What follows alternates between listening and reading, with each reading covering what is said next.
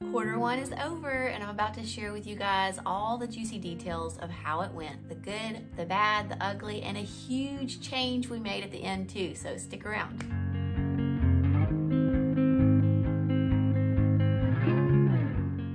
Hey friends, thanks for coming back for another video. My name is Anna. I'm a mom of 4, homeschooling, homemaking, all the things. If you love the content that I have been creating lately, would you please give this video a thumbs up? You can go ahead and do it now, and subscribe to my channel. Go ahead and do that so that you can support me. It's a free way that you can support me, and it would mean so much to me. So, that being said, let's talk about quarter one. We're finished, y'all. We are into quarter two already. I can't even believe it. It really feels like it flew by. So I want to share with you guys all about how it went. Be sure you stick around to the very end, because I'm also going to share with you a huge change that we made right smack dab at the start of quarter one. So here we go. So we're gonna go subject by subject here, okay? So I'm gonna start with Bible. We loved everything that I had chosen for Bible.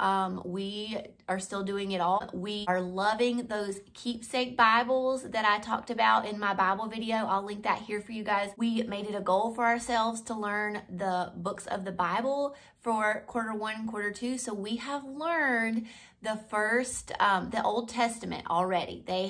We found a song on YouTube, and we learned all of the books of the Old Testament. And I'm so proud of these kids. Even my little 3-year-old knows the entire thing, y'all. I am so impressed and so proud of them. So now we are working, now that we're in quarter two, we're working on the New Testament, and they've about got that memorized too. So the goal was to have the Old Testament and the New Testament done by quarter two, and I think we're on track for that. So I'm feeling good about that. Loving Bible. We love that Window on the World book. So if you guys were thinking about purchasing that from my video that I did, be sure that you get that, because it is such a good one. It incorporates geography and like missions, and it has just been a great addition to our like morning time / Bible time, and we're loving that. We've also memorized a lot of scripture verses in addition to memorizing the Old Testament books of the Bible. So I am super proud of them for doing that. Now let's move on to history. We are loving the Good and the Beautiful history. This is our second year doing it, so we are in year 2 of the Good and the Beautiful's history, and we love it. Y'all know I didn't buy a lot of the extra fluffy stuff like the timeline, the game. I didn't buy all of that, and I'm still pleased with my decision to do that. We haven't really needed it, and it is going great. I feel like even Landon, who is in first grade, is still gleaning a lot out of those lessons. We are only doing about 1 to 2 lessons a week. So we may not finish the whole book by the end of the year. It has just been something that's been a little bit difficult for us to get in twice a week, but we are trying. Y'all know we do co-op on Mondays, so that kind of takes a day of our like regular subjects away.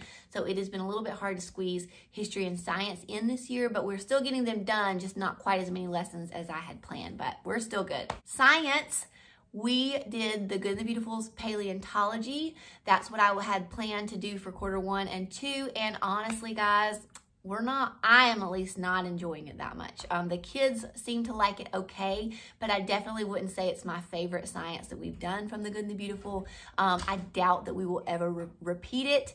But if you have a dinosaur loving child, I feel like y'all would love it.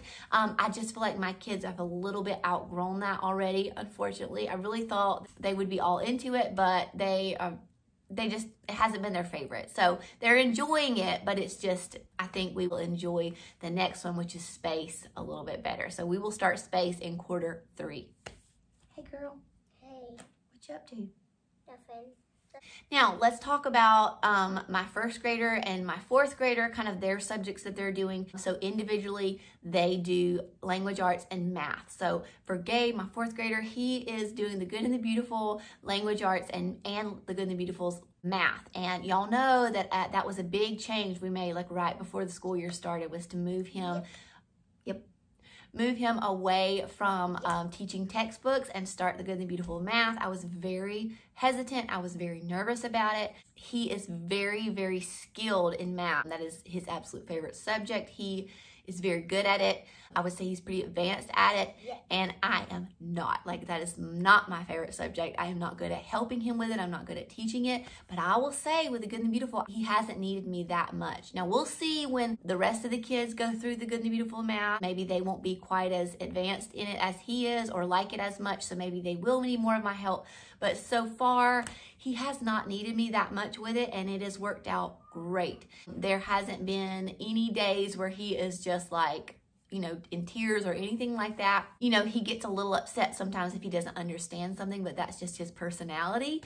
But we always are able to figure it out easily. He either goes back and watches the video, or I'll open the teacher's guide that came with it and help him figure out the answer. But it has really been wonderful, and I really feel like it's going to be way better than teaching textbooks because he is like writing it down on paper, and I feel like that's going to make a huge difference. So we are loving that. We're also loving the language arts. We loved it last year. We love it this year. I will say for 4th grade, I feel like it's a lot. So we have been, he'll bring me his textbook every day, and I'll mark out the things that I don't think he needs to do. If it's something he's been over 100 times and he's already really good at it, yep.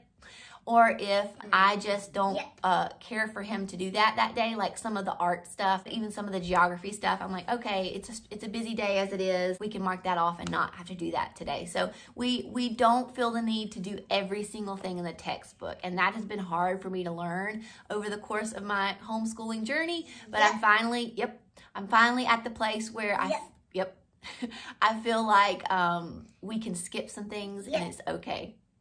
Yep. Is that what you think? Yeah. Okay. Yeah. So the next thing is field trips that we did. We have done a few field trips. We did a geology museum in Clemson at the university there, and it was so fun. It's a very small museum, but if you're ever in Clemson, I highly recommend going to it because it was free, and there's lots of geology things there, so lots of rocks and minerals and things like that to look at, but there's also dinosaur bones that they had there. So that was the main reason for us to go there, because we wanted to do something that went along with our science unit. And so they had a good bit of paleontology things to learn about there, and the kids really enjoyed it. It was so fun. We had to rush through it because there was a hurricane coming and we had to make it back home before the bad weather hit. So would have liked to spend more time there, but the time we did get to spend there was very fun. Did you like the museum, the dinosaur museum? I didn't like that little tall thing that has the little bone. You didn't like the dinosaur skeleton? Yeah. Why? No, where you get up on that. Oh, where we had to turn the lights out? Yeah. Was that scary? Yeah. But it was still fun, wasn't it? Yeah, and I didn't like it. Oh, she doesn't like the dark. Okay. Well, we had fun at the museum though, right? Yep. Yeah. Okay. So the other thing we did was a mountain camping trip. We went up to North Carolina and did like a glamping trip. And we learned a lot while we were there. We talked about leaves and, you know, nature and animals. They were like obsessed with learning about Bigfoot. So we talked a lot about that and just had a really fun little family getaway. So I feel like that is learning too. So we counted that as a field trip as well. And it was really fun. Extracurricular activities. So we do co-op on Mondays. And so Gabe, he takes math games, he takes music, he takes sign language and Spanish, and he is really enjoying all of those classes. I'm actually his Spanish teacher and Landon's Spanish teacher, and I have had a really fun time teaching that class this year. I was very nervous about it. It has been great and going great, and I am really loving it, and I really wasn't sure that I would enjoy it, but I am. So we are loving our co-op. We're making so many good friends, and the kids are learning a lot, and we don't use our co-op classes like to supplement, like for a whole curriculum. So even though like Landon, he does science, at co-op we still do science at home. We don't just let that be the only science that he gets, because I just don't feel like it's quite enough. And the same for all the other subjects. Even though Gabe's doing like math games at co-op, it's really just a fun class. So he still has to do like actual math every day at home. Now Landon for co-op, he does science, Spanish, art, and PE. And he loves all of his classes too. We were just having the best time. We love all our co-op teachers and our friends we've made. Do you like going to co-op? Yep. Yep, Amy does the preschool class at Co-op, and you get to make lots of arts and crafts and sing songs and stuff, don't you? I don't do songs. Oh, you don't do songs, but you play with your friends and make crafts, right? Yeah. Yeah. Okay. And I see Leah and Jordan. Yeah, your friends. Abe and Landon are also doing soccer, which is also, I feel like, an extracurricular activity, and they are really enjoying that. They have like a few more games left and then we're done, but they have really been enjoying improving their soccer skills this year. Now, the big change that we made this year, and you guys know already if you watched my video on it, I'll link it here, but we changed morning time to evening time. So we still do morning time, but it's a much condensed version of it. So if you want to watch like all the details of it, please just go watch that video because I don't want to kind of go back through all of that. But basically we took about half of what we were doing for morning time and we turned it into an evening basket type of deal. So we'll do like, we do dinner, baths, and then we all gather in the living room and we do our family devotion, and then we do usually our read aloud. So we're reading Nate Saint, the Christian Heroes Then and Now book. It was such a good book. The kids really enjoyed it. It was one of our first books we've read. We didn't have a happy ending, so I wasn't too sure about how the kids were going to handle that, but they did really well with it. It opened up a lot of really good, needed conversations. And so now we're moving on to Little House in the Big Woods. I bought the fall bundle from Home and Haven, and it came with an 8-week unit study on Little House in the Big Woods. So I'm so excited to start that with the kids. I was read that by my parents growing up, all the Little House books, and so now I'm excited to get to read that to my own kids. It will be very fun, and we've already started the first chapter and they're really loving it. So I'm excited to do that unit study. We did finish the summer bundle that I had bought from Home and Haven. We finished that up during Q1. So now we're working on some of the fall bundle stuff with Home and Haven, and we do all that in the evening. So we do our read aloud and all our Home and Haven bundle stuff in the evening. We also do our nature studies. Usually we do that like on Friday outside, but we'll do some of it during our evening basket time too. And then we also do our Good and the Beautiful safety unit.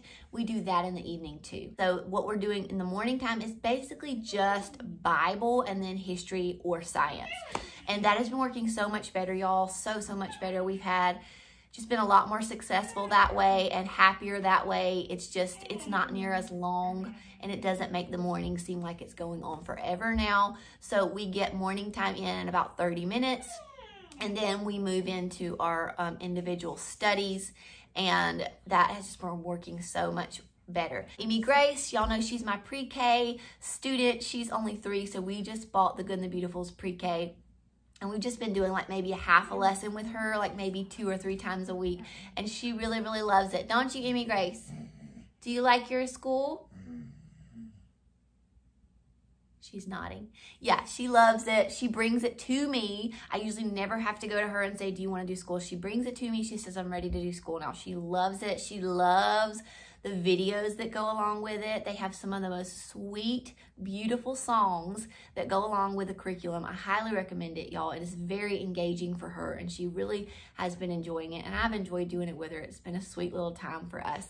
So that is it, like in a nutshell, of how Q1 went. I am really pleased. I feel like we're on a good roll now. We're in a good rhythm, and we are ready to tackle Q2, and I will be updating you guys as we complete each quarter and let you know how it went. So remember to like this video before you leave and subscribe if you want to, and I'll see you again for my next video. Bye, y'all.